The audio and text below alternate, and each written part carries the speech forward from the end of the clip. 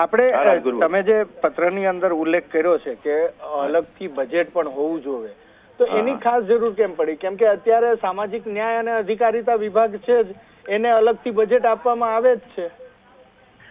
એને જયારે વિભાજન થાય ત્યારે અલગ બજેટ થાય કે નહીં ઓબીસી નું? અત્યારે મિક્સ બધું ભેગું હોય છે. મારે મેં તમને અંદર ઘણી બીજી જાતિઓ છે કે જેને એમનું બજેટ ઓછું ફરવાતું હોય છે, માની લીધું, બરોબર?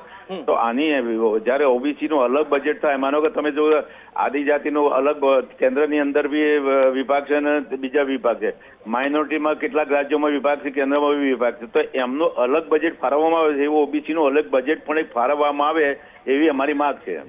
એટલે અમુક રાજ્ય એવા છે કે જેમાં માઇનોરિટી ડિપાર્ટમેન્ટ અલગ છે, અલગ એને બજેટ ફળવાય છે. મંત્રી મંત્રાલય અલગ છે ને, ઘણી જગ્યાએ મંત્રાલય અંદર અલગ વિભાગ છે જ ને ત્યાં.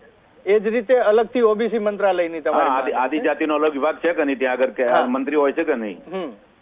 એમ અહીંયા છે ને છે ખરા, પણ અહીંયા કેટલી બધી વસ્તી ના. માનો કે આદિજાતિ ગણો, ભેલાજી ગણો, આપણે બધા ગણો તો એસટી ઓબીસી બધું ભેગું છે અહીંયા, બરોબર છે? તો લગભગ તો 75% 80% વસ્તી થઈ જાય, એને ન્યાય ના મળી શકે. પેલું ઓબીસી અલગ થઈ જાય 50%, તો પેલા લોકોનો બી ન્યાય, અમને બી ન્યાય મળે, અને અહીંયા બીજા કોમ કે બીજા અને અન્ય સમાજોના વિરોધનું કશું નથી આવ્યું. જી જી હરિભાઈ, વાત કરવા માટે ખૂબ ખૂબ આભાર.